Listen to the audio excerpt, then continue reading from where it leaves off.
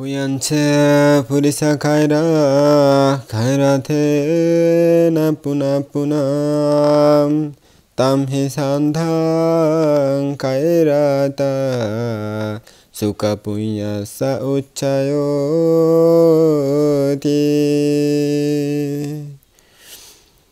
আমি সর্বপ্রথমে সেই মহাকারণিক তথাগত অরহৎ সম্মুখ সমুদ্রকে বন্দনা করছি। অতঃপর সদ্ধর্মের অকৃত্রিম কৃতজ্ঞ পূজারী শ্রদ্ধাবান শ্রদ্ধাবতী উপাসক উপাসিকাদেরকে আমার মৈত্রীময় আশীর্বাদ জানাচ্ছি।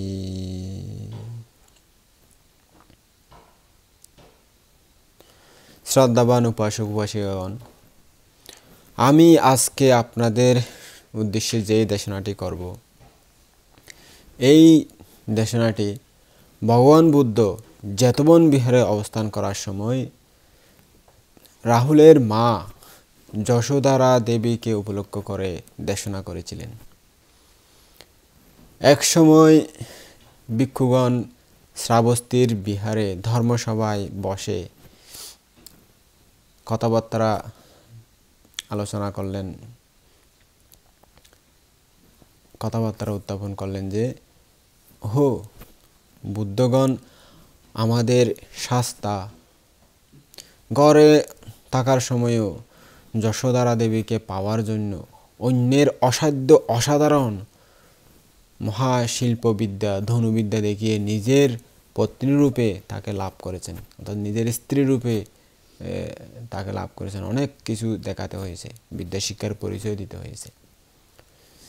তখন তথাগত বুদ্ধ সেই ধর্মসভায় এসে প্রজ্ঞাপ্ত বুদ্ধ আসনে বসে ভিক্ষুগণকে বললেন, হে ভিক্ষুগণ, এখন তোমরা কি বিষয় নিয়ে এখানে আলোচনা করতেছ? কি বিষয় নিয়ে আলোচনা চলতেছে তোমাদের মধ্যে? তোমরা এখানে কি বিষয়ে কথা উত্থাপন করে আজকে কথা বলতেছ? তখন ভিক্ষুগণ তাদের আলোচ্যমান বিষয় যথাযথভাবে বুদ্ধের নিকট প্রকাশ করলেন। তখন বুদ্ধ বললেন, হে ভিক্ষুগণ, আমি শুধু যে এখন এই জন্মে যে যশোদারা দেবীকে এই রূপে লাভ করতে পেরেছি তা নয়, অর্থাৎ এত শিল্পবিদ্যা দেখিয়ে যে লাভ করতে পেরেছি তা নয়, আগের জন্মেও তাকে স্ত্রীত্বে বরণ করার জন্য বিরাট রাজশ্রী, এমনকি মাতা পিতাকে পর্যন্ত ত্যাগ করে অন্য রাজ্যে গিয়েছিলাম। তাকে পাওয়ার জন্য অনেক কষ্ট স্বীকার করেছিলেন আগের জন্মেও। একথা বলে বুদ্ধ নীরবতা অবলম্বন করলেন। অর্থাৎ বুদ্ধ কারো অনুরোধ ছাড়া ধর্মদেশনা করেন না, এটাই বুদ্ধগণের নিয়ম। তো যখন বুদ্ধ নীরব হয়ে গেলেন, তখন ভিক্ষুগণ বললেন, ভান্তে ভগবান, আমরা তো এই জন্মেরটা জানি, এই জন্মেরটা দেখতেছি, কিন্তু আগের জন্মে কীভাবে আপনি এই রাহুলের মা যশোদারা দেবীকে পাওয়ার জন্য অনেক কষ্ট স্বীকার করেছিলেন, অন্য রাজ্যে গিয়েছিলেন, কিভাবে তা লাভ করেছেন, আমাদেরকে যদি একটু বলতেন তাহলে আমাদের শুনে অনেক সংবেগ উৎপন্ন হতো, ধর্ম বিষয়ে জানতে পারতাম, আমাদের জ্ঞান উৎপন্ন হতো। এইভাবে যখন ভিক্ষুর অনুরোধ করলেন, তখন বুদ্ধ বলেন, হে ভিক্ষুগণ, তাহলে আমি বলতেছি, মনোযোগ সহকারে শুনো, শ্রদ্ধা করে শুনো। শ্রদ্ধাবান উপাসক উপাসিকাগণ, বুদ্ধ এরকম করি হর তাই অনরার হইর, বুদ্ধর হতাই অনরার হইর, অনরা শ্রদ্ধা করে শুনিবেন, অশ্রদ্ধা করে নয় শুনিবেন। খুব দুর্লভ জিনিস ধর্মদেশনা, শ্রদ্ধা করে শুনি মনে ধারণ করিবেন। ধর্ম নিলেও মনের মাঝে অনেক শান্তি পাওয়া যায়। তো শুনুন, বুদ্ধর হতাই নয় হইলির, সুন্দর করে শুনি জ্ঞান লাভ করিবেন। তখন বুদ্ধ বললেন, হে ভিক্ষুগণ, অতীতে কাশী রাজ্যের ব্রহ্মপুর নামক এক নগর ছিল, অর্থাৎ কাশী রাজ্যের মধ্যে ব্রহ্মপুর নামক ওই রাজধানী, একটা রাজধানী ছিল। সে নগরে বন্ধুমিত্র নামে এক রাজা সাম্যভাবে যথাধর্ম রাজত্ব করতেন। তার অগ্রমহিষীর নাম ছিল দেবদিতা। প্রধান রানী যিনি, ওনার নাম ছিল দেবদিতা। তখনকার সময়ে বোধিসত্ত্ব তাবতিংশ স্বর্গ থেকে চ্যুত হয়ে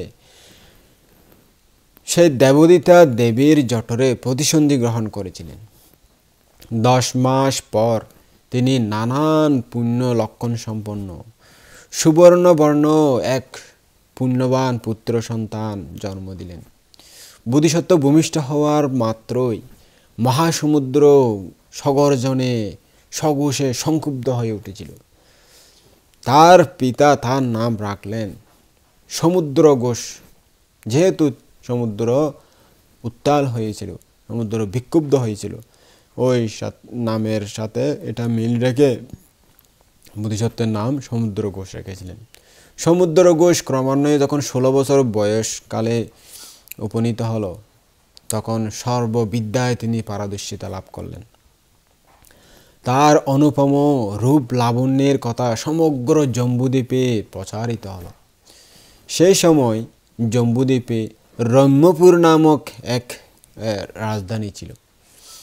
সেই নগরে শ্রীসিংহনগুপ্ত নামক এক রাজা রাজত্ব করতেন।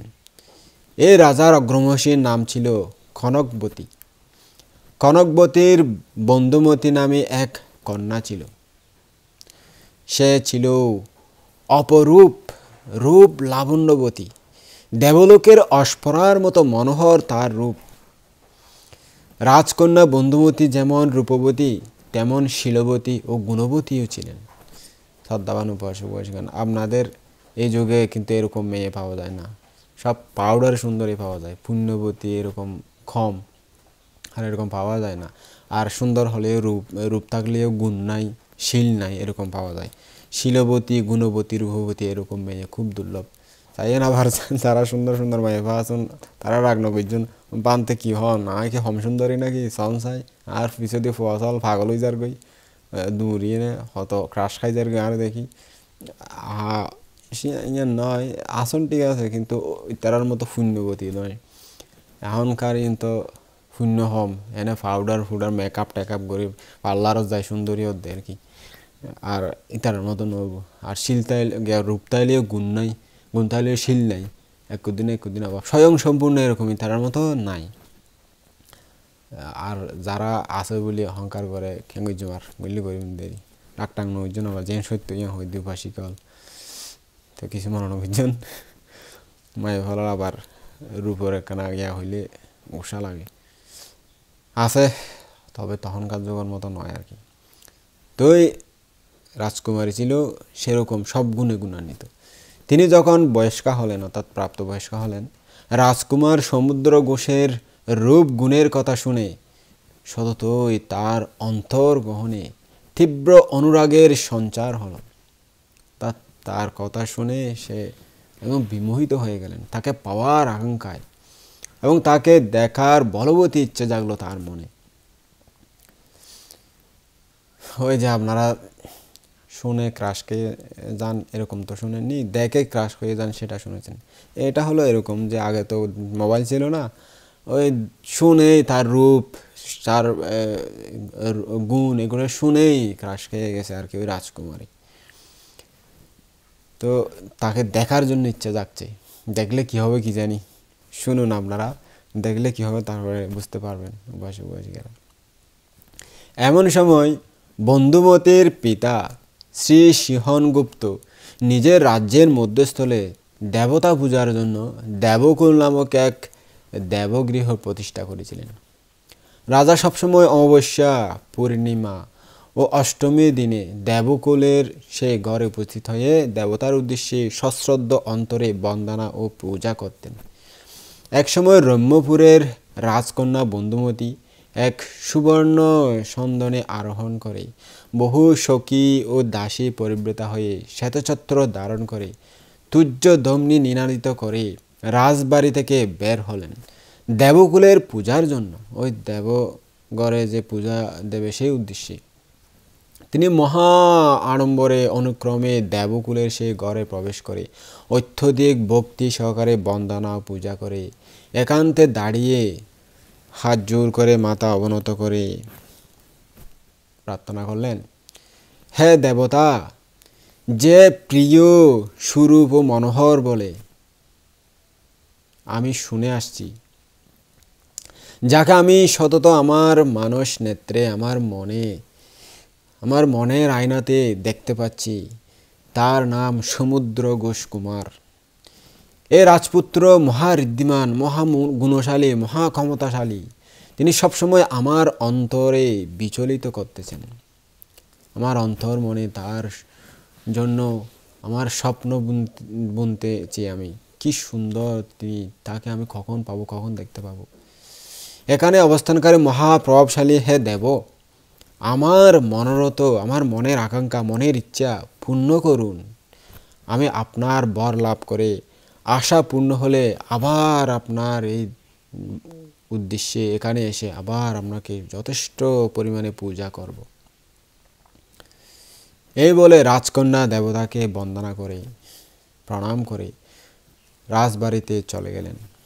তখন 4 জন ব্রাহ্মণ রম্যপুর নগর থেকে বের হয়ে গ্রামান্তরে যাচ্ছিলেন। এক গ্রাম থেকে এক গ্রামে যাচ্ছিলেন আর কি। তারা অনুক্রমে গিয়ে ব্রহ্মপুর গ্রামটি প্রাপ্ত হলেন। নগর অভ্যন্তরে প্রবেশ করার ইচ্ছায় নগর দ্বার সমীপে ক্রীড়ায় গমন মানসে শ্রেষ্ঠ হস্তি স্কন্ধে আরোহণ করে শ্বেতছত্র ধারণপূর্বক চতুরঙ্গিনী সেনায় পরিবৃত হয়ে উদ্যানাভিমুখে অগ্রসর হলেন। পথের মধ্যে রাজপুত্রকে দেখে ওই ব্রাহ্মণগণ সমস্বরে বলে উঠলেন, রাজকুমারের জয় হোক, রাজকুমারের জয় হোক, রাজকুমারের জয় হোক। তখন বোধিসত্ত্ব তাদেরকে জিজ্ঞেস করলেন, হে মহাশয়গণ, আপনারা অত্যন্ত ক্লান্ত হয়ে কোথা থেকে এসে এখানে দাঁড়িয়ে আছেন? আপনাদের জিজ্ঞেস করছি যে আপনারা কি জন্য এই রাজ্যে এসেছেন, কি উদ্দেশ্য নিয়ে এসেছেন, কি আশায় এখানে এসেছেন? ভোগ সম্পদের জন্য নাকি অন্য কোনো কারণে এসেছেন? আমাকে তাড়াতাড়ি বলুন। ইহা শুনে ওই ব্রাহ্মণগণ বললেন, দেব, আমরা অনুপম রম্যপুর নগরে বাস করি। আপনাকে দেখার ইচ্ছায় এখানে এসেছি। আপনার গুণের কথা অনেক শুনেছি। ইহা শুনে বোধিসত্ত্ব তাদেরকে বললেন, হে মহাশয়গণ, আসুন আমরা সকলেই উদ্যান ক্রীড়া করব, সাথে আসুন আমাদের সাথে। এই বলে ব্রাহ্মণগণ সহ সেই উদ্যান অভিমুখে অগ্রসর হলেন। বোধিসত্ত্ব উদ্যানে প্রবেশ করে ব্রাহ্মণগণ সহ নিজের পরিষদবর্গের সাথে অনেক সময় পর্যন্ত উদ্যান ক্রীড়া করে এক পাশে বসলেন। তখন রাজপুত্র ব্রাহ্মণগণকে বললেন, মহোদয়গণ, আপনাদের নগরে যদি কোনো আশ্চর্য বিষয় থাকে, অর্থাৎ খুব অদ্ভুত বিষয় থাকে, যেটা সচরাচর অন্য কোনো রাজ্যে থাকে না, তা আমাকে বলুন। খুব আশ্চর্য লাগে শুনতে এরকম বিষয়, আমি তা জানতে একান্ত ইচ্ছুক। ইহা শুনে সে ব্রাহ্মণগণ বললেন, দেব, আমাদের রাজার নাম শ্রী সিংহনগুপ্ত। তার অগ্রমহিষীর নাম কনকবতী দেবী। তার এক কন্যা আছে, নাম বন্দুমতী।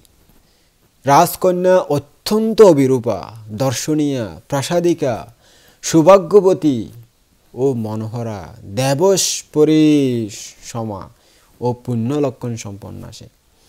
সমগ্র জম্বুদ্বীপের রাজাগণ এই রাজকন্যার রূপশ্রীর কথা শুনে প্রত্যেক দিন বহু উপহার এসে তাকে পাওয়ার জন্য, তাকে বিয়ে করে রানী বানানোর জন্য প্রার্থনা করতেছে। কিন্তু আমাদের রাজা কারও প্রার্থনা পূর্ণ করছেন না। দেব, ইহাই আমাদের নগরের আশ্চর্য কথা। রাজকুমার ব্রাহ্মণ যারা ছিল, সেই ব্রাহ্মণ তাদের কথা শুনে আনন্দে উৎফুল্ল হয়ে প্রত্যেক ব্রাহ্মণকে যথেষ্ট সম্মান, সৎকার ও 500 হিসাবে সোনার মুদ্রা দিয়ে দিলেন। এরপর তিনি সূর্যাস্তের পর নগরে প্রবেশ করে নিজের প্রাসাদে উপস্থিত হলেন। পরদিন তার পিতামাতার নিকট উপস্থিত হয়ে বললেন, মা, বাবা, আমি রম্যপুর নগরে যাওয়ার জন্য ইচ্ছা করেছি। সেজন্য আপনাদের অনুমতি প্রার্থনা করছি। সেখান থেকে আবার রাজন্তপুরে ফিরে আসব। রম্যপুরের রাজকন্যা দেবকন্যার ন্যায় অনুপমা ও রূপবতী নাকি, তাকে দেখার জন্য আমি সেখানে যেতে ইচ্ছা করি। অনুগ্রহ করে আমাদেরকে অনুমতি প্রদান করুন। কুমারের এ কথা শুনে রাজরানী উদ্বিগ্ন হৃদয়ে রাজপুত্রকে জড়িয়ে ধরে তাকে চুম্বন দিয়ে কাঁদতে কাঁদতে বললেন, বাবা, তুমি আমাদের উভয়েরই প্রিয় পুত্র। তোমার পিতা রাজা এবং তোমার মা অগ্রমহিষী রানী, প্রধান রানী। তুমি আমাদের নিকট থেকে পৃথক হলে তোমায় সতত দর্শনে বঞ্চিত হব। তুমি যে কন্যাকে ইচ্ছা করছ তাকে এখানে আনার জন্য সেখানে আমরা সংবাদ বাহক পাঠিয়ে প্রার্থনা করব। সে খবরটা সংবাদ বাহকের মাধ্যমে জানাবো। রাজপুত্র পিতার মাতার একথা শুনে তাদেরকে প্রণাম করে নিজের প্রাসাদে চলে গেলেন। সেখানে নিজের আবরণ যা ছিল সেগুলো খুলে মন্ত্রীর ছেলের হাতে দিলেন। তারপর তিনি তাকে সাথে করে ব্রাহ্মণ যে চারজন ওখানে গিয়েছিল সে চারজন সহ ব্রহ্মপুরের দিকে যাত্রা শুরু করলেন। বোধিসত্ত্বের প্রভাবে দেবতাগণ দীর্ঘ লম্বা পথ ছোট করে দিলেন, সংক্ষেপ করে দিলেন। তাই সে 6 জন এক রাতেই 6 যোজন পথ অতিক্রম করে সকালবেলায় সে ব্রহ্মপুরে উপস্থিত হয়ে গেলেন।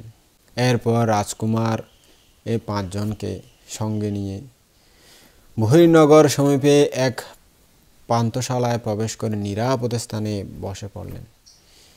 সেই দিনে শ্রী সিংহনগুপ্ত রাজা বিপুল পূজোপচার নিয়ে দেবকুল পূজা করে তথায় এক প্রান্তে উপবেশন করলেন।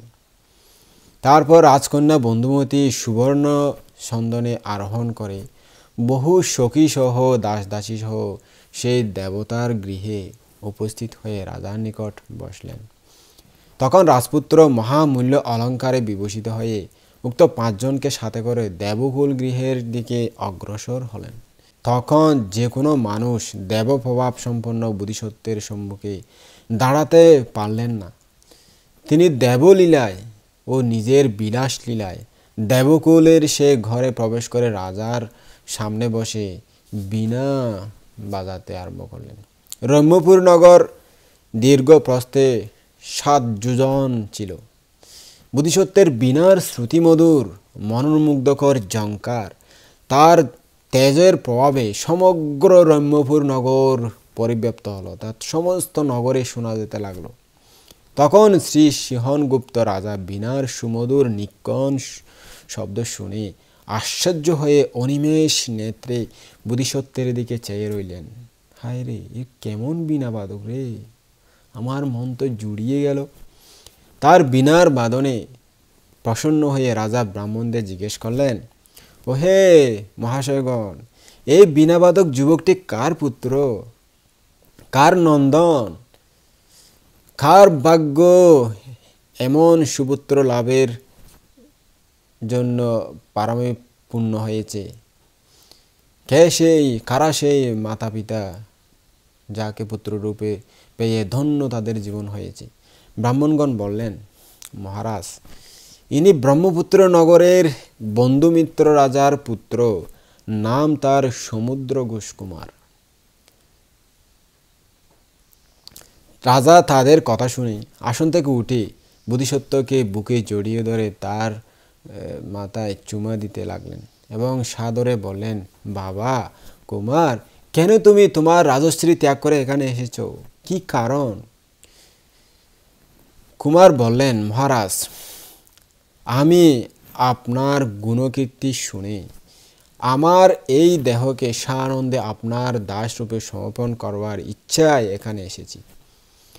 একথা শুনে রাজা প্রীতি প্রফুল্ল চিত্তে সেই দেবকুল ঘরেই নিজের কন্যার সাথে বোধিসত্ত্বকে বসালেন এবং তাদের হাত দুটি গ্রহণ করে সোনার পাত্রে হতে পানি ঢেলে উভয়ের বিবাহ কার্য সম্পন্ন করলেন। তারপর দম্পতি যুগলকে সোনার পালকিতে বসিয়ে বিরাট শোভাযাত্রা সহকারে রাজপ্রাসাদে নিয়ে গেলেন। তখন সিংহনগুপ্ত রাজা নানান প্রকার উপহার দ্রব্য সজ্জিত করে সপরিষদ 2 জন রাজদূত দ্বারা তা ব্রহ্মপুর নগরে পাঠিয়ে দিলেন। তারা অনুক্রমে ব্রহ্মপুর নগরে প্রবেশ করে বন্ধুমিত্র রাজার নিকট উপস্থিত হয়ে তাকে যথাযোগ্য সম্মান প্রদর্শনের পর উপহারগুলি প্রদান করে বললেন, মহারাজ, আমাদের রাজা আপনার সাথে মিত্রতা করতে ইচ্ছুক, আত্মীয়তা করতে ইচ্ছুক। সমগ্র জম্বুদ্বীপের রাজাগণ আমাদের রাজকন্যাকে কোসলেও, তাকে পত্নীরূপে পেতে চাইলেও তিনি কাকেও তাকে দেননি। কিন্তু আপনার পুত্রকে দেখা মাত্র তার গান শুনে, তার আচার আচরণে মুগ্ধ হয়ে তাকে সম্মানিত করে তাকে নিজের কন্যাকে সম্প্রদানের ইচ্ছা পোষণ করেছেন। তাই আপনাকে সেই কারণ জ্ঞাপনার্থে আমাদেরকে পাঠিয়েছেন আপনার নিকট। রাজা এই খবর পেয়ে খুবই সন্তুষ্ট হলেন এবং পরদিন চতুরঙ্গিনী সেনাবাহিনী পরিবৃত হয়ে নিজের প্রধান মহিষী সহ ব্রহ্মপুর নগর থেকে যাত্রা করে অনুক্রমে ব্রহ্মপুর নগরের বহির দরজার নিকট গিয়ে উপস্থিত হলেন। অর্থাৎ রাজার যে রাজদ্বার ছিল বিশাল বিশাল, সেখানে এসে উপস্থিত হলেন। যেহেতু বড় মানুষ থাকে, তাদেরকে স্বাগতম জানাতে হয়। তখন শ্রী সিংহনগুপ্ত রাজা বন্ধুমিত্র রাজার আগমন সংবাদ শুনে কুমার সমুদ্রঘোষ সহ মহাপরিষদ নিয়ে এসে তাদেরকে সপরিষদ আগু বাড়িয়ে নিজের প্রাসাদে নিয়ে গেলেন। সেদিনই রাজা দেবলোকের ন্যায় নগর সুসজ্জিত করে তাদের উভয়কে বিবাহ বন্ধনে আবদ্ধ করার জন্য সব কিছু সম্পন্ন করলেন। তখন শ্রী সিংহনগুপ্ত ও বন্ধুমিত্র রাজা উভয় ক্ষত্রিয় বৈবাহিক সূত্রে আবদ্ধ হয়ে এক পালঙ্কে বসে একই সুবর্ণ পাত্রে ভোজন সম্পন্ন করলেন। এরপর রাজা বন্ধুমিত্র ব্রহ্মপুরের রাজার সাথে কথাবার্তা বলতে বলতে বললেন, মহারাজ, পূর্ণচন্দ্র যেমন নক্ষত্রের চেয়ে অতিশয় বিরচিত হয়, সেরূপ আমিও পরিষদের মধ্যে সর্বদা বিরচিত হই। আমার রাজ্যে আর আপনার রাজ্যে দিবাক হলেও এক বলে মনে করবেন, রাজ্য দুটা হলেও একই রাজ্য বলে মনে করবেন। আপনার দুঃখ হলে তা আমারই দুঃখ, আমার দুঃখ হলে তা আপনারই দুঃখ বলে ধারণা করবেন। আর এই বাক্য শুনে শ্রী সিংহনগুপ্ত রাজা তাকে বললেন, মহারাজ, আপনার এই বাক্য অতি উত্তম, অতি সুন্দর। আমাদের উভয় রাজ্যে এক রাজ্য বলে ধারণা সকল সময় চিন্তা করব আমরা, সেটার বিষয়ে কোনো আর সন্দেহ নেই, যেহেতু আমরা আত্মীয়তা সূত্রে আবদ্ধ রয়েছি। এরপর বোধিসত্ত্বের পিতামাতা উভয়েই সপরিষদ সিংহনগুপ্ত রাজার নিকট বিদায় নিয়ে ব্রহ্মপুর নগর থেকে নিজের রাজ্যে প্রত্যাবর্তন করলেন। কুমার সমুদ্রঘোষ ব্রহ্মনগরে রাজকন্যার সাহচর্যে অবস্থান করে দিব্য সুখের ন্যায় অভূতপূর্ব সুখ পরিভোগ করতে লাগলেন।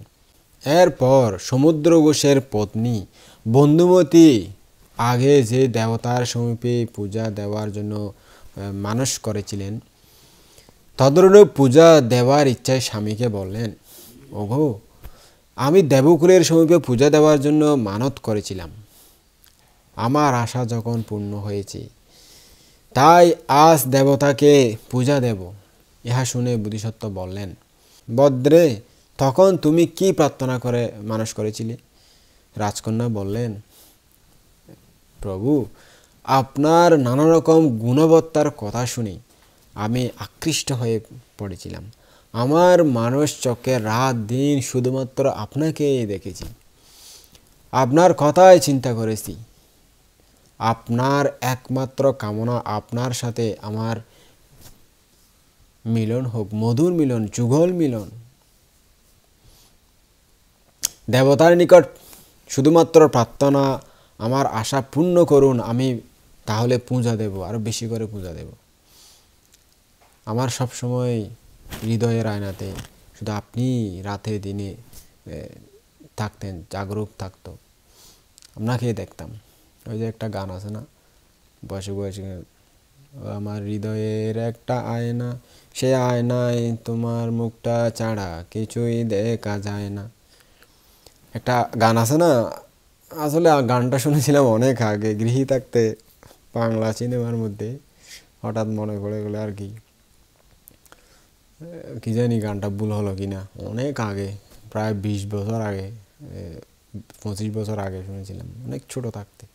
তো ওইরকম আর কি, কে গেয়েছিল মনে নাই। ওই ওরকম গান গাচ্ছে বলে কিছু মন করবেন না, ভানতে গানও গায় দিক। গান গাইতে একটু হতার মধ্যে আসছে, গাই দিতে ওই রাজকুমারী হৃদয় রায়নাথ শুধু রাজপুত্রর বুঝিসত্তর চেহারা দেখে হতো হতায় নাই দে তো চিল চিল নবাগের সাইন আমি তো ইচ্ছা করে গান নগায়ের। তো ওইরকম হয়েছিল আর কি। আপনাদেরও হয় না? উপাসিকারা যারা উপাসিকা আছেন তাদেরও হয়তো, যাকে ভালোবাসে, যাকে দেখে ক্রাশ খায়, তার চেহারা শুধু রাতে দিনে ঘুম আসে না, শুধু চেহারাটা এরকম হয় আর কি। মেয়েদের বেলায় এরকম হয়, ছেলেদের বেলায় এরকম হয়। যাকে পাওয়ার ইচ্ছে থাকে, যার সাথে মিলিত হওয়ার ইচ্ছে থাকে, তার চেহারায় শুধু বেশি উঠে হৃদয়ের আয়নাতে। সেরকম হয়েছিল রাজকুমারীরও, তাই বলতেছে। তো দেবতাকে সবসময় প্রার্থনা করতে, ওকে পাওয়ার ইচ্ছের জন্য, যাতে মিলিত হয় এরকম। তো এখন মিলন হয়ে গেছে, ঠিক সেটা বলতেছে। বলছে আমার আশানুরূপ প্রার্থনা পূর্ণ হয়েছে, চলুন প্রাণেশ্বর দেব মন্দিরে গিয়ে আজ আমরা উভয়ে দেব পূজা করব। ইহা শুনে বোধিসত্ত্ব খুব প্রীতি লাভ করলেন এবং তাকে বললেন, বদ্রে, ব্রাহ্মণের মুখে যেদিন তোমার রূপ গুণের কথা শুনেছি, সেদিন থেকেই সবসময় তোমার কথা চিন্তা করে পাগলের মতো হয়ে গিয়েছিলাম। হ্যাঁ, পাগলের মতো হয়ে যায়, আমি নিজেও দেখেছি।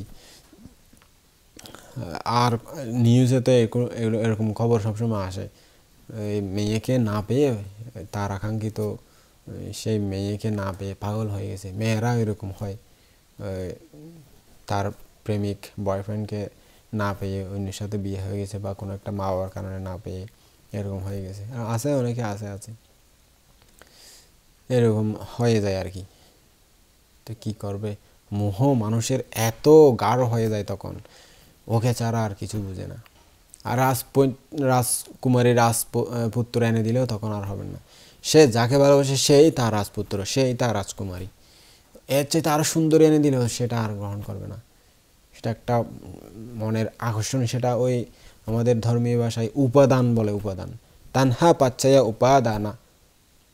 তো উপাদান হয়ে গেলে সেটাকে আর কন্ট্রোল করা যায় না। তৃষ্ণা পর্যন্ত হলে এটা কন্ট্রোল করা যায়, সেটা হলো পূর্বান্ত, শেষ পর্যায়, শেষ গতি। আর ওটা অপরান্ত চলে গেলে সেটা আর কোনোদিন হওয়া যায় না। এটাকে বলে উপাদান। উপাদানের পর্যায়ে চলে গেছে, তাই সেটা আর ভালো হবে না, সেরকম হয়ে যায়। তো একজনকে একজনে পেতে ইচ্ছা করে, অনেক আকাঙ্ক্ষা করে, পাগল হয়ে যায়, সেই উপাদানের কারণে পাগল হয়ে যায়। তো যাক, এরকম হয়েছিল। তো বলতেছে আর কি, ও বলতেছে, প্রিয়সী, তোমাকে পাওয়ার ইচ্ছে আমি নিজের রাজ্য, ধন জন, পিতা মাতা সবাইকে ত্যাগ করে তোমার নিকট ছুটে এসেছি। তখন রাজপুত্র নিজের পত্নী বন্ধুমতী সহ দেবকুলের সে ঘরে গিয়ে পূজা সৎকার সম্পাদনের পর আবার উভয়ে আপন প্রাসাদে ফিরে আসলেন। এরূপে বোধিসত্ত্ব সেখানে 1 বছর পর্যন্ত অতিক্রমের পর তার উদ্যান ভ্রমণের ইচ্ছে উৎপন্ন হলো। তাই তিনি সস্ত্রীক এক সোনার রথে আরোহণ করে সপরিষদ উদ্যান অভিমুখে যাত্রা করলেন। তখন এক বিদ্যাধর কৈলাস পর্বতের রূপমান শিখরে পত্নীসহ বিচিত্র সুন্দর পুষ্পমালে বিভূষিত হয়ে আনন্দ উপভোগ করার পর এক হাতে খড়গ আর এক হাতে একটি পতাকা ধরে নিজের স্ত্রীকে নিজের জানুর মধ্যে বসিয়ে আকাশপথে যেতে লাগলো।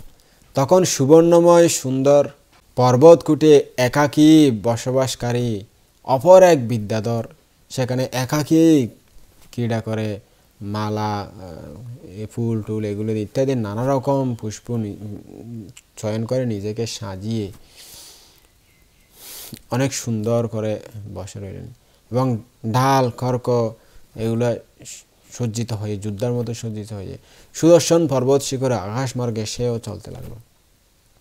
কৈলাস পর্বত বাসী বিদ্যাধরের নাম রণাভিমুখ। এরূপে তারা আকাশমার্গে গমনকালে পরস্পর মুখোমুখি হল। সুদর্শন পর্বতবাসী বিদ্যাধর কৈলাসকূট পর্বতবাসী বিদ্যাধরকে দেখে বলল, হে বিদ্যাধর, তোমার নাম কি? ইহা শুনে সে বলল, আমার নাম রণাভিমুখ। তুমি আমাকে জানো না? এরূপে উভয়ে বাগ্বিতণ্ডা আরম্ভ করে ক্রোধান্বিত হয়ে আকাশে যুদ্ধ আরম্ভ শুরু করলো। এতে রণাভিমুখ বিদ্যাধর পরাজিত হলো। এরপর রণাধিপতি বিদ্যাধর রণাভিমুখের ঘরে গিয়ে পৌঁছল। তখন রণাভিমুখের দেহের খড়খাহত স্থান থেকে নিরন্তর রক্ত বের হতে লাগলো। সেই কারণে লাক্কারসে স্নান করার ন্যায় হয়েছিল তার পুরো শরীর।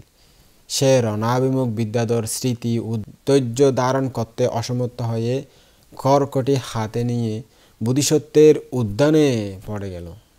বোধিসত্ত্ব উদ্যানে প্রবেশ করে পত্নীসহ উদ্যান ক্রীড়া পরিসমাপ্তির পর উদ্যানের মধ্যে স্থলে সুনির্মিত উদ্যান প্রাসাদে প্রবেশ করলেন। সেখানে পত্নীকে রেখে পুরোহিত পুত্র এবং অমাত্য পুত্রকে সম্বোধন করে বললেন, হে এসো, এখন আমরা এই উদ্যান বৃক্ষের বনান্তরে ক্রীড়া করব, তার জঙ্গলের ভিতর গাছের ভিতরে গিয়ে একটু আনন্দ ফুর্তি করব। এই বলে তারা সেখানে যাওয়ার সময় দূর থেকে ওই বিদ্যাধরকে দেখতে পেয়ে তার নিকট তাড়াতাড়ি উপস্থিত হলেন এবং জিজ্ঞেস করলেন, তুমি কি জন্য এখানে এসেছো? সে বলল, মহাত্মান, আমরা দুজন বিদ্যাধর আকাশে যুদ্ধ আরম্ভ করেছিলাম। আমি পরাজিত হয়ে এখানে পড়ে গেছি। রাজকুমার ইহা শুনে কারুণ্য চিত্তে নিজে তাকে উঠিয়ে উদ্যান প্রাসাদে নিয়ে গেলেন। তথায় চিকিৎসার ব্যবস্থা করা হলো। 4-5 দিনের মধ্যে সে সম্পূর্ণ আরোগ্য লাভ করল। এতে বিদ্যাধর রাজপুত্রের উপকারের প্রত্যুপকার স্বরূপ ওর যে খড়কটি ছিল সেই খড়কটি তাকে দান করে বলল, এই খড়ক মহা তেজস্বী ও মহানুভব সম্পন্ন রাজকুমার। ইহা আপনি হাতে ধারণ করে আপনার ইচ্ছা অনুযায়ী ভূমিতে, মাটিতে বা আকাশে যেখানে ইচ্ছা সেখানেই চলতে পারবেন। এই বলে খড়কখানা সমুদ্রঘোষ কুমারকে প্রদান করলেন। তৎপর সে নিজের স্থানে চলে গেল। এরপর কুমার পত্নী বন্ধুমতীকে সম্বোধন করে বললেন, বদ্রে, আমি এখন মনোরম হিমালয়ে যেতে ইচ্ছা করেছি, তুমি আমার সাথে এসো। এই বলে বোধিসত্ত্ব স্ত্রীকে নিজের জানুর উপর বসিয়ে খড়কটি হাতে ধারণ করে আকাশে উঠে গেলেন এবং আকাশমার্গে উত্তরাভিমুখে যেতে লাগলেন। নিচে তারা অনেক পর্বত দেখতে পেলেন। আরও কিছু দূর এগিয়ে যাওয়ার পর দেখলেন এক রূপময় পর্বত, এরপর সুবর্ণময় পর্বত, এরপর আরও এক রূপময় পর্বতের পর দেখলেন হিমালয় পর্বত। এই গিরিরাজ শতকোট সপ্তরত্নময় 84,000 শিকড় মালায় পরিশোভিত, 500 জন উঁচু। উহা নানা রকম কল্পবৃক্ষ পরিমণ্ডিত। বিভিন্ন প্রকার কিন্নর, কিন্নরী ও পাখি, মৃগ সমাকুল এবং হাতি, ঘোড়া, সিংহ, বাঘ, ভালুক, গন্ডার, তরক্কু প্রভৃতি হিংস্র প্রাণী সমাকীর্ণ। এরপর রাজপুত্র হিমালয় পর্বতে নামলেন। সেখানে নানা রকম বর্ণের পুষ্প নিচয়ে উভয়ে সাজানো হলো। দুজনেই সাঁচলেন। এরপর নানা রকম ফলমূল সংগ্রহ করে খেতে লাগলেন। এরপর নানা প্রকার হাঁস, 5 রকম পদ্ম সমাচ্ছন্ন এক লেক দেখে উভয়েই ওখানে নেমে স্নান করলেন এবং পানি পান করলেন। তথায় তারা ভ্রমণ করে বহু পর্বত ও গুহা দেখতে পেলেন। একটি গুহার প্রবেশ করে 1 দিন 1 রাত সেখানে বাসও করলেন। এদিকে রম্যপুরের উদ্যানে সমুদ্রঘোষের সঙ্গে আগত অমাত্যর পুত্র এবং পুরোহিত পুত্র প্রমুখ যারা জনগণ ছিল, তাকেও রাজকন্যাকে না দেখে তারা সমস্ত উদ্যানটি খুঁজে বেড়ালেন। কোথাও তাদের দেখা না পেয়ে তারা এসে শ্রী সিংহনগুপ্ত রাজাকে এই বিষয়ে জানালেন। ইহা শুনে রাজা চিন্তিত হয়ে এক মন্ত্রীকে বললেন, হে মন্ত্রী মশাই, তুমি এখন ব্রহ্মপুরে গিয়ে আমার সুহৃদ বন্ধুমিত্র রাজাকে এই বিষয়ে জানাও। এই বলে তিনি তখনই রাজা আদেশ পালন করলেন। ব্রহ্মপুরে উপস্থিত হয়ে রাজাকে সে কথা জানালেন। বলেন, মহারাজ, আপনার পুত্র সমুদ্র ঘোষ ও তৎপত্নী বন্ধুমতীকে আমাদের এখানে কোথাও দেখছি না। আপনার পুত্র কি এখানে এসেছেন তা জানার জন্য রাজা আমাকে আপনার নিকট পাঠিয়েছেন। রাজা চিন্তিত হয়ে বললেন, কই, তারা তো এখানে আসেনি, তাহলে গেল কোথায়? মন্ত্রী বাবর, এই যে খুব চিন্তার বিষয়, তারা কোথায় গেল? আমার নিকট আসেনি, এখানে তাকে কোথাও কেউ দেখেনি। ইহা শুনে রানী দেবদিতা বললেন, মহারাজ, উপায় কি? এখন কি করা যায়? আপনি তাকে কি করে দেখবেন? মনে হয় পূর্ব কর্মের বিপাক বসে তারা বিনষ্ট হয়ে গেছে, মারা গেছে। ইহা শুনে বন্ধুমিত্র রাজা খুব দুঃখিত ও বিমর্ষ হলেন এবং রাজা রানী উভয়ে বুকে করাঘাত করে করে কাঁদতে লাগলেন এবং বললেন, হায় হায় পুত্র, রাজ্য নষ্ট করে কোথায় গেলে? তোমরা কোথায় চলে গেলে? আমরা কীরূপে বেঁচে থাকবো তোমাকে ছাড়া? কোন রাজ্যে দেশে তোমাদেরকে খুঁজতে যাব? তোমাদেরকে তো পুরা জম্বুদ্বীপে খুঁজে পাওয়া যাচ্ছে না। তাদের অদর্শনে আমরা এখন সুখ লাভে বঞ্চিত। এরপর রাজা রানী সেই মন্ত্রীকে উপহার দিয়ে বিদায় করার পর পুত্র বিয়োগ দুঃখে অনেক কষ্ট যন্ত্রণা ভোগ করতে লাগলেন। সেই মন্ত্রী মহোদয় নিজের দেশে ফিরে এসে রাজাকে সমুদ্রঘোষের পিতার খবর জানালেন। বললেন, মহারাজ, বন্ধুমিত্র রাজা পুত্রকে দেখেননি। তারা খবর পেয়ে অত্যন্ত কান্নাকাটি করতেছেন। তাহা শুনে রাজা অতিশয় দুঃখিত হলেন। এরপর রাজকুমার হিমালয়ে 2 মাস কাল পর্যন্ত অবস্থান করার পর আবার আকাশ মার্গে যেতে লাগলেন। কৈলাস পর্বতের কূট প্রদেশে সুবর্ণ নামক স্থানে কিন্নর কিন্নরীগণ বাস করেন। তারা দেবতাও নয়, মানুষও নয়। দেব মানুষের মাঝখানে উড়তে পারে, পাকা আছে, কিন্তু মানুষের মতো দেখতে, হালকা মধু ফুলের রস এগুলো খেয়ে জীবনযাপন করে, সেরকম শ্রেণীর প্রাণী এগুলো ছিল আর কি। ও কিন্নর যারা বাস করে ও এখানে উপনীত হলো। কিন্নরাজ বিদ্যাধরের নাম ছিল ধূমরাজ। বোধিসত্ত্ব দেবীর সাথে আকাশ মার্গে যাওয়ার সময় দেবনগর সদৃশ সেই স্থানটি দেখে সেখানে নামলেন এবং মনোহর সুবর্ণনগরে দেবরাজ লীলায় নিজের বিলাস লীলায় প্রবেশ করলেন। ধূমরাজ বোধিসত্ত্বকে দেখে এই কুমার সমুদ্র ঘোষ হবে এই চিন্তা করে বললেন, এসো এসো বাবা, আমার সাথে একাসনে বসো। ইহা শুনে বোধিসত্ত্ব স্ত্রী সহ সেখানে কিন্নর রাজার সঙ্গে একাসনে বসে পড়লেন। তখন কিন্নরাজ বোধিসত্ত্বকে জড়িয়ে ধরে চুমা দিয়ে আদর করে বললেন, এই নগর অত্যন্ত মনোরম, ইহা পুণ্যকামীদের জন্য উৎপন্ন হয়েছে। স্বর্ণ অলঙ্কার সমলঙ্কিত এই শ্রেষ্ঠ রাজ্যে তোমাকে স্বাগত জানায়, তোমাকে দিচ্ছি এই রাজ্য। ধূমরাজের কথা শুনে রাজকুমার বললেন, মহারাজ, ইহা আপনার সাধুবাক্য, খুব উত্তম কথা। আপনার নিকট আমরা অবস্থান করব। এই পর্বতে মাসেক কাল পর্যন্ত ইচ্ছামতো আনন্দ উপভোগ করব আমরা। তখন রাজপুত্র কৈলাসকুটে 1 মাসেরও বেশি সময় পর্যন্ত বাস করে ধূমরাজের নিকট হতে বিদায় নিয়ে আকাশমার্গে বহু দূর যাওয়ার পর দেখলেন চারধারে মনোরম ঘাটযুক্ত সপ্ত রত্নময় অনুমতপ্ত রথ। এই 4 ঘাটের মধ্যে এক ঘাটে দেবতাগণ স্নান করেন, এক ঘাটে দেবকন্যাগণ স্নান করেন, এক ঘাটে যক্ষগণ স্নান করেন, অপর ঘাটে বিদ্যাধরগণ স্নান করেন। সমুদ্র ঘোষ দেবীসহ আকাশ থেকে নেমে সেই অনুমতপ্ত হ্রদে পানিতে খেলা করার জন্য 1 মাস পর্যন্ত সেখানে বাস করলেন। আবার সেখান থেকে আকাশমার্গে যাওয়ার সময় ছন্দন্ত হ্রদ দৃষ্টিগোচর হলো। ওই হ্রদের পরিমণ্ডল পরিক্ষেপ 36 যোজন পরিমাণ। ওই লেকে কোনো শৈবাল বা পানাদি কিছুই নেই, পরিষ্কার পরিচ্ছন্ন একদম। এই হ্রদটি রূপ সোনা জাতি হিঙ্গুল অঞ্জন নানা রকম রত্নময় পর্বত দ্বারা পরিবেষ্টিত ছিল। মহাসত এরূপ মনোরম ছন্দন্ত লেক দেখে আকাশ থেকে অবতরণ করে সেই হ্রদে তীরে উপস্থিত হলেন। মহাসত্য জাতিশ্বর জ্ঞান সম্পন্ন ছিলেন। তিনি তার পূর্বনিবাস স্মরণ করে দেবীর সাথে এরূপ আলাপ করলেন, আমি এক পূর্বজন্মে এই মনোহর হ্রদে হস্তিদের প্রধান মহাঋদ্ধিমান হস্তিরাজ ছিলাম। বদ্রে, এই চন্দন্ত সরোবরে ৮,০০০ হাতির মধ্যে আমি সর্বশ্রেষ্ঠ বলশালী হস্তিরাজ ছিলাম।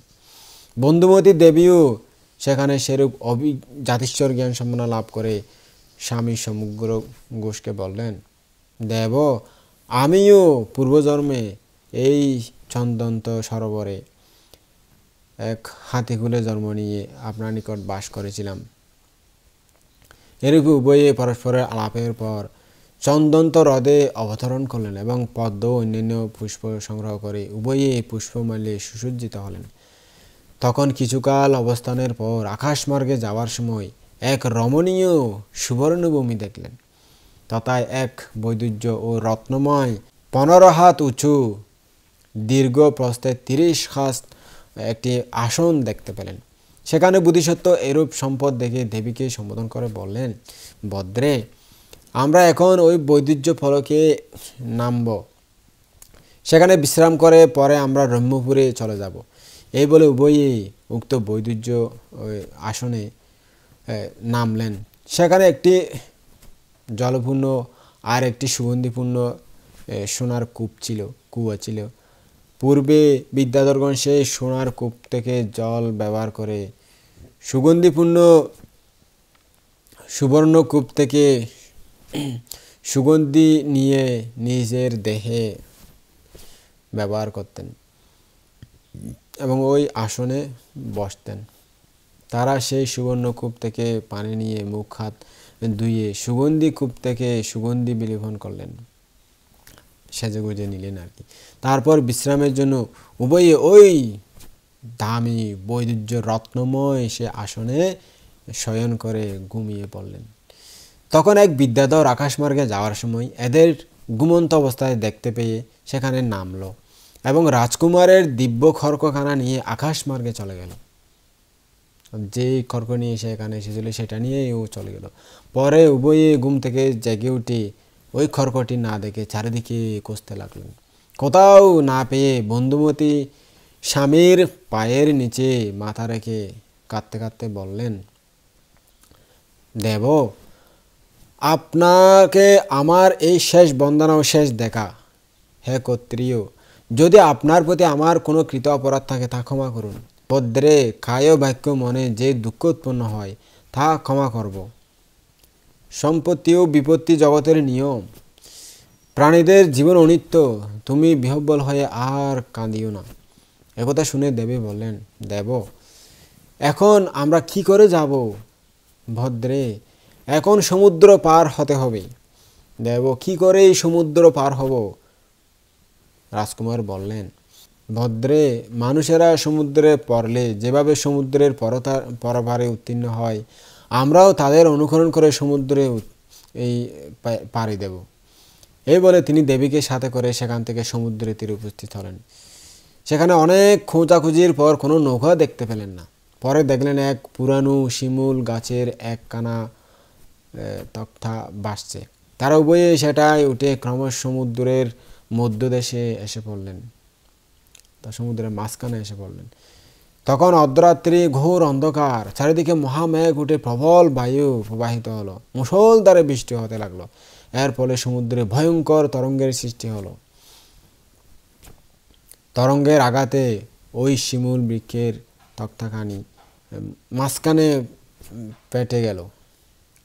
এটা এরকম করে শিমুল গাছের ডোঙা আর কি।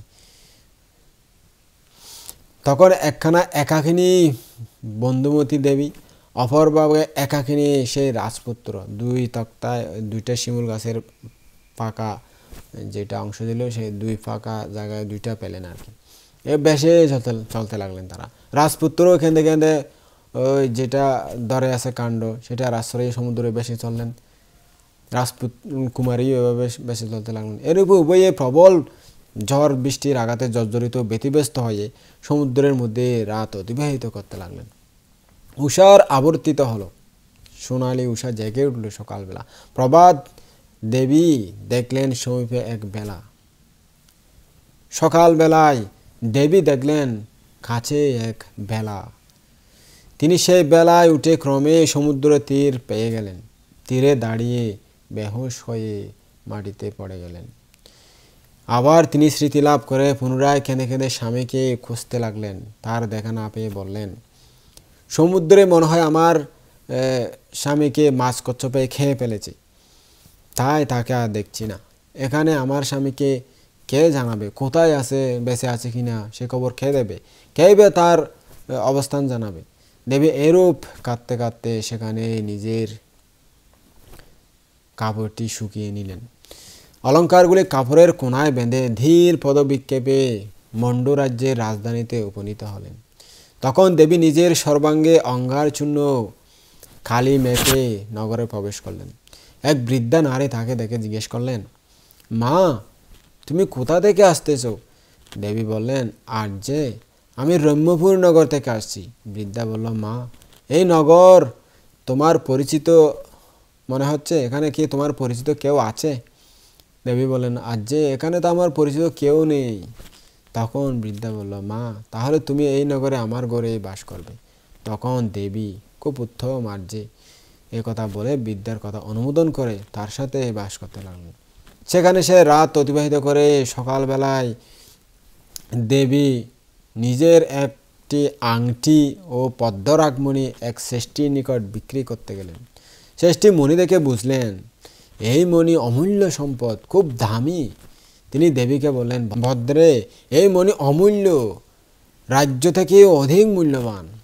আমার নিকট এই ধন যা আছে, যা কিছু আমার ধন আছে এখন, তার এই মণির মূল্যের পরিমাণ হবে না। যদি তুমি এর মূল্য 500টি গাড়ির পরিমাণ মূল্য নির্ধারণ করো বা মেনে নাও, তাহলে তার বিনিময়ে এই মণি আমাকে দিতে পারো। দেবী ষষ্ঠীর কথায় সম্মত হয়ে তার নিকট থেকে 500 পূর্ণ গাড়ি সহ সোনা গ্রহণ করলেন। তারপর সেই নগরদ্বারে দেবী আশানুরূপ সুন্দর এক নকশা অঙ্কন করে মিস্ত্রি ডেকে 7 তলা এক সুবিশাল মহা বাড়ি নির্মাণ করলেন।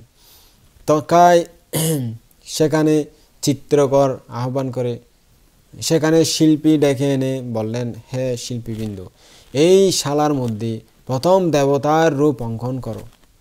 তারপর বন্ধুমতী দেবীর সাথে সমুদ্র ঘোষের শুভ মিলন অঙ্কন করো, সুবর্ণভূমি অঙ্কন করো। সেখানে বৈদুর্য রত্নময় পলকে শায়িত নারী পুরুষ দুজনের ছবি এঁকে রেখে দাও।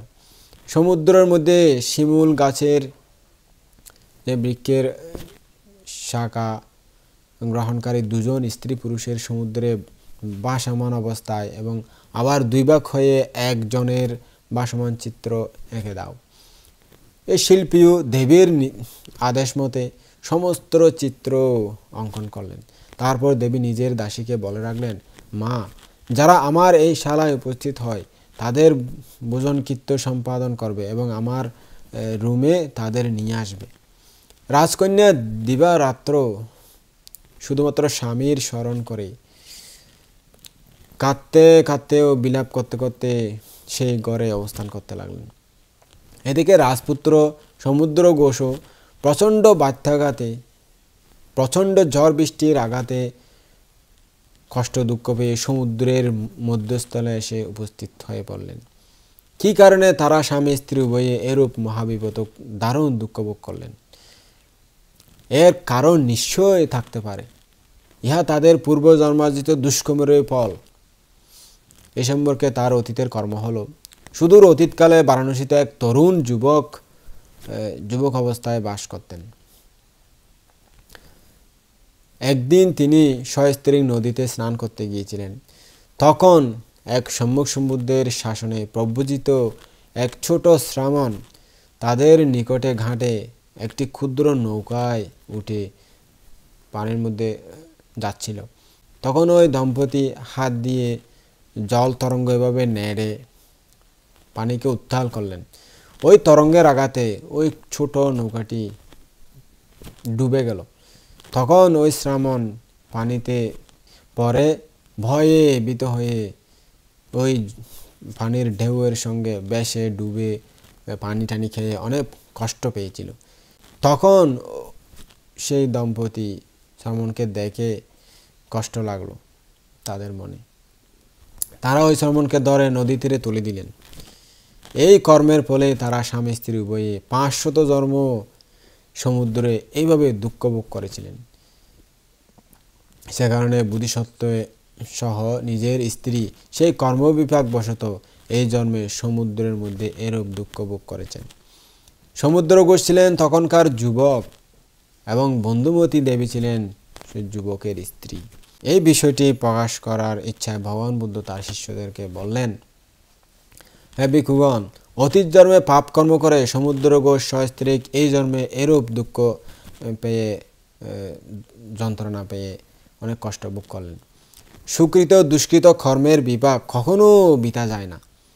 ছোট ক্ষুদ্র কর্মকেও অবহেলা করতে নাই। পূর্ব বা বর্তমানের কৃত কর্ম ক্ষুদ্র হোক, ছোট হোক এবং বড় হোক, অথবা বহু অতীতকালে কৃত হোক, তা কখনো নিষ্ফল হয় না।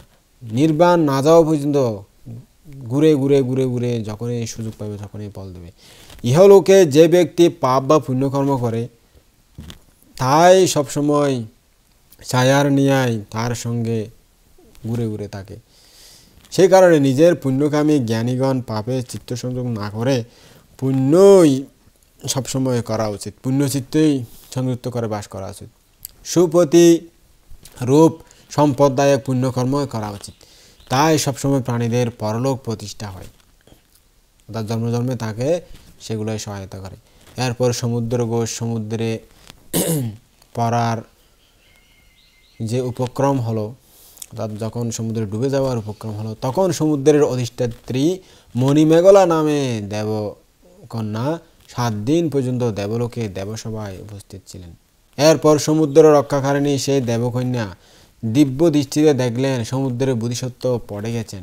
ইহা দেখে সেই মুহূর্তে দেববালা দেবরাজ সম্মুখে উপস্থিত হয়ে তাকে এ বিষয়ে জ্ঞাপন করলেন।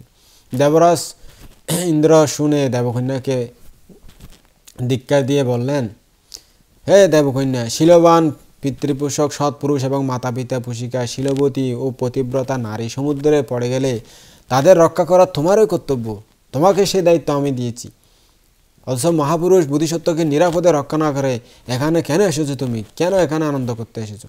দেবরাজের ভৎসনায় দেবকন্যা ভীতা ভয়প্রাপ্তা সন্ত্রস্তা হয়ে তখনই বোধিসত্ত্বের নিকট উপস্থিত হলেন এবং তার হাতে একটি খড়গ প্রদান করে নিজের দোষের জন্য ক্ষমা প্রার্থনা করলেন। তখন সমুদ্র ঘোষ খড়গ প্রভাবে সমুদ্রের থেকে সমুদ্র যে ডুবে যাচ্ছিল সেখান থেকে আকাশ মার্গে উঠে শূন্য মার্গে গমন করার সময় যে রাজ্যে তার রানী প্রাসাদ বানিয়ে বাস করছিল সেই রাজ্যের প্রতি তার দৃষ্টি পড়ল। তিনি লোকালয়ে দেখে চিন্তা করলেন, আমি এখন খুব ক্ষুধার্ত, এখানে নামলে সবচেয়ে আমাকে আগে খাবার খেতে হবে, খাবারের প্রয়োজন। এই চিন্তার সঙ্গে সঙ্গে তিনি আকাশ থেকে নেমে পড়ে ওই রাজধানীতে প্রবেশ করলেন। তখন তিনি তার পত্নীকে স্মরণ করে চিন্তা করলেন, এখানে লোকদের নিকট দেবীর কোষ নিয়ে পরে সমুদ্রের তীরে খোঁজে দেখব। এই চিন্তা করে নিজের শরীর থেকে আবরণসমূহ খুলে নিয়ে একটি গোপনীয় স্থানে রেখে দিলেন। তারপর ব্রাহ্মণের বেশ ধরে গ্রামে প্রবেশ করলেন। জনগণকে জিজ্ঞেস করলেন, বাবারা মায়েরা, এখানে কোনো লক্ষণবতী কোনো নারী আছে কি? এই নগরের মধ্যে, রাজধানীর মধ্যে কোনো সর্বশীলকোনা রূপবতী গুণবতী শীলবতী এরকম কোনো মেয়ে আছে কি? ওই লোকেরা বলল, হ্যাঁ ব্রাহ্মণ ঠাকুর, আপনার বর্ণনানুরূপ এক নারী অমুক স্থানে একটি ঘর বানিয়ে ওখানে বাস করতেছেন। ওই নগরে আগন্তুক জনগণ সেই ঘরে গিয়ে অন্ন খাদ্য পানীয় আদি পরিভোগ করে বিশ্রাম করতে পারেন, সব সুযোগ ওখানে আছে। আপনিও তথায় গিয়ে খাবার দাবার গ্রহণ করতে পারেন, কোনো সমস্যা নাই। বোধিসত্ত্ব তাদের কথা শুনে সেই ঘরে গিয়ে উত্তম উত্তম খাদ্য ভোজ্য ভোজন করে ঘরের ভিতরে গিয়ে দেখতে লাগলেন। সেখানে অঙ্কিত চিত্রে ওই যে দেওয়ালে ঘরের মধ্যে আঁকানো হয়েছে তাদের স্মৃতিচিহ্নগুলো, সেগুলো দেখে নিজের স্ত্রীর অবিকল চিত্র দর্শন করে কাঁদতে লাগলেন। তখন সেখানে দেবীর দাসী এই অভ্যাগতের ক্রন্দন দেখে দেবীর নিকট গিয়ে বলল, হ্যাঁ দেবী দেবী, এখন এক তরুণ ব্রাহ্মণ আপনার এই প্রাসাদে প্রবেশ করে ওই আঁকানো ছবিগুলো দেখে কাঁদতেছেন। দাসীর কথা শুনে দেবী সেখানে গিয়ে ব্রাহ্মণকে দেখেই চিনতে পারলেন। তখন দেবী তার পায়ে পড়ে কাঁদতে কাঁদতে বলতে লাগলেন, ওঘো স্বামীন, আমার শোক ভয় দুঃখের এখন উপশম হয়েছে, আপনার দর্শনে আমার মনের আশা পূর্ণ হয়েছে। হঠাৎ এরূপ মিলন হওয়াতে উভয়ের চিত্তে আনন্দে ভরপুর হয়ে উঠল। পরদিন তারা সকালে সুবাসিত পানি দিয়ে স্নান করে অলঙ্কৃত হয়ে নগরের ব্রাহ্মণ ও জনগণকে ডেকে নানা রকম দানীয় সামগ্রী দান করলেন। এরপর স্বামী স্ত্রী পরম সুখে কিছুকাল সেখানে অবস্থান করার পর বোধিসত্ত্ব দেবীর 500 দাসীকে মুক্তি দিয়ে দিলেন। আশ্রয়দায়িকা বিদ্যাকে বহু সোনা রূপা ধন সম্পদ সমস্তই প্রদান করে নিজের পত্নীসহ সেই মূল রাজ্য ত্যাগ করলেন। কিছুদূর গিয়ে এক স্থানে বিশ্রাম করার পর পত্নীকে নিজের জানুপ্রদেশে বসিয়ে সে খড়খের প্রভাবে আকাশে উঠে আবার চলতে লাগলেন। রাত প্রভাত হওয়ার পর রাজকুমার সস্ত্রীক রম্যপুর নগর সমীপস্থ উদ্যানে এসে নামলেন। উদ্যানপাল সমুদ্র ঘোষ ও রাজকন্যাকে দেখে তাড়াতাড়ি গিয়ে শ্রী সিংহনগুপ্ত রাজার নিকট বলল, মহারাজ, আপনার জামাতা সমুদ্র ঘোষ ও কন্যা বন্ধুমতী দেবী উদ্যানে এসে অবস্থান করতেছেন। এই খবরে রাজা অত্যন্ত সন্তুষ্ট হয়ে মন্ত্রীবর্গ সহ সেখানে উপস্থিত হলেন। সেখানে জামাতা ও কন্যাকে দেখে রাজা তাদের জড়িয়ে ধরে আদর তাদর করে অনেক সম্ভাষণ করে বললেন, বাবা, তোমরা কোথায় ছিলে, কোথায় গিয়েছিলে এতদিন, কোথা থেকে আসলে? ইহা শুনে বোধিসত্ত্ব তাদের সমস্ত বিষয় প্রকাশ করে বললেন। ইহা শুনে রাজা আনন্দ মনে নগর সাজিয়ে সুন্দরভাবে বোধিসত্ত্বকে রাজ্যে অভিষিক্ত করলেন। এরূপে জামাতাকে রাজ্যভার দিয়ে তিনি হিমালয়ে গিয়ে ঋষি পদবী গ্রহণ করলেন। তিনি ক্রমান্বয়ে সাধনা ভাবনা করে পঞ্চবিজ্ঞা ও অষ্টসমাপত্তি লাভ করলেন। তিনি দীর্ঘদিন ধ্যান সুখে অতিবাহিত করার পর মৃত্যুর পর ব্রহ্মলোক পরায়ণ হলেন। তখন সমুদ্র ঘোষের পিতা রাজা বন্ধুমিত্র রম্যপুর নগরে পুত্রের আগমন বার্তা শুনে তাকে নিজের রাজ্যে আহ্বান করে সমগ্র রাজ্য তাকে প্রদান করলেন। তারপর তিনিও হিমালয়ে গিয়ে ঋষি পদবী গ্রহণ করলেন। এরপর তিনিও ধ্যান করে পঞ্চবিজ্ঞা অষ্টসমাপত্তি লাভ করে বহু বছর ধ্যান সুখে অতিবাহিত করার পর তিনিও ব্রহ্মলোকে উৎপন্ন হলেন। তখন বোধিসত্ত্ব নিজের জন্মভূমি ব্রহ্মপুর নগরে উপস্থিত হয়ে নগরের চারধারে চারখানা, মাঝখানে একটি এবং প্রাসাদের কাছে একটি, এই 6টি দানশালা নির্মাণ করে প্রত্যেক দিন দীনদুঃখীদেরকে মহাদান দিতে লাগলেন। নিজের পত্নীর জন্মভূমি রম্যপুর নগরেও এইভাবে 6টি দানশালা প্রতিষ্ঠা করে প্রত্যেক দিন মহাদান দিতে লাগলেন। তিনি 10 রকম রাজধর্ম অতিক্রম না করে রাজ্য দুটির মধ্যে যথাধর্ম অনুসারে রাজত্ব করতে লাগলেন। তখন রাজ্য দুটির প্রজাবৃন্দ রাজা সমুদ্র ঘোষের উপদেশ রক্ষা করে, শিলাদি পালন করে, দানাদি পুণ্যকর্ম সম্পাদন করে সবসময় ধর্মপথে চলেছিলেন। এরূপে তারা ধর্মানুগ জীবিকা নির্বাহ করে পরিশেষে মৃত্যুর পর দেবলোকেই বেশি বেশি জন্মলাভ করতে লাগলেন। বুদ্ধ এই ধর্মদর্শন দেওয়ার পর বললেন, হে ভিক্ষুগণ, শুধু এখন নয়, আগের জন্মেও যশোদারা দেবীকে পাওয়ার জন্য আমি অনেক কষ্ট স্বীকার করেছিলাম। তাকে এইভাবে অনেক কষ্টের বিনিময়ে তাকে লাভ করেছিলাম। তিনি আমার প্রতি অনুরক্ত ছিলেন। জন্মে জন্মে তার এবং আমার সম্পর্কটা খুব সুদৃঢ় ছিল। এরপর বললেন, হে ভিক্ষুগণ, তখন পাপচিত্ত খড়ক ছোর ওই বিদ্যাধর এখন আমার যে বৈরী সেই দেবদত্ত হয়েছিল। বন্ধুমতীর শ্রীহনগুপ্ত রাজা আমার পিতা, এখন আমার শাসনে মহাপ্রজ্ঞাবান সারিপুত্র। কিন্নরাধিপতি দুমুর নামক রাজা এখন আমার শাসনে মহাঋদ্ধিমান মোগলায়ন, যারা আমাকে সহায়তা করেছিল। দেবরাজ ইন্দ্র এখন আমার শাসনে দিব্য চক্রধারীদের প্রসিদ্ধ অনুরুদ্ধ। পুরোহিত পুত্র এখন কুমার রাহুল। বন্ধুমিত্র রাজা এখন শুদ্ধোধন। দেবদিতা রাজমাতা এখন আমার মা মহামায়া। কনকবতী দেবী এখন মহাপ্রজাপতি গৌতমী। মণিমেঘলা দেবদিতা এখন উৎপলা বন্যা। যশোধরা ছিল রাজা সমুদ্র ঘোষের অগ্রমহিষী বন্ধুমতী দেবী। রাজ্য দুটির অধিবাসীরা এখন আমার পরিষদবৃন্দ, উপাসক বৈষ্ণববৃন্দ। রাজ্য দুটির রাজা সদ্ধর্মপরায়ণ মহারাজা সমুদ্র ঘোষই এখন তথাগত সম্মুখ সমুদ্র আমি। শ্রদ্ধাবান উপাসক উপাসিকাগণ, এই দেশনা দেওয়ার পর যখন ভিক্ষু শ্রমণ দায়িত্বের মন পবিত্র হলো, সুন্দর হলো, ধর্ম গ্রহণ করার উপযোগী হলো, তখন বুদ্ধগণের যে অমূল্য রত্ন সেই চারির্য সত্য দেশনা করলেন। সেই চারির্য সত্য দেশনা শুনে যাদের পারামি ছিল, যারা জন্ম জন্মান্তরে দান ধর্ম পুণ্যকর্ম পারামি সৃষ্টি করেছেন, তারা এই দেশনা শুনে মার্গফলে প্রতিষ্ঠিত হয়ে নির্বাণ সাক্ষাৎ করলেন। তো শ্রদ্ধাবান উপাসক উপাসিকাগণ, আপনারাও এই যে দেশনা শুনবেন, সেই দেশনা মন দিয়ে শুনলে আপনাদেরও পারামি হয়ে যাবে। আপনারাও এরকম বুদ্ধের সাক্ষাৎ পেয়ে একদিন ধর্মদেশনা শুনে নির্বাণ সাক্ষাৎ করতে পারবেন। এই জন্মে যদি পুরাই না রাখেন পারামি, তাহলে সেটা কখন পুরাবেন? আর জন্মে জন্মে একটু একটু পারামি পুরাতে পুরাতে তাদের মতো আপনারাও একদিন ধর্মদেশনা শুনে মুক্ত হতে পারবেন। আপনারা ধর্মজ্ঞান ধর্মচর্চা করে মানব জীবনকে সার্থক করুন। মানব জীবন সার্থক হলে আপনাদের দুঃখ মুক্তি কাছে আসবে। আপনারা সবাই ধর্ম হতে এগিয়ে চলুন, এই কামনা করে আজকের মতো আমার সদ্ধর্ম দেশনা এখানে সমাপ্ত করলাম।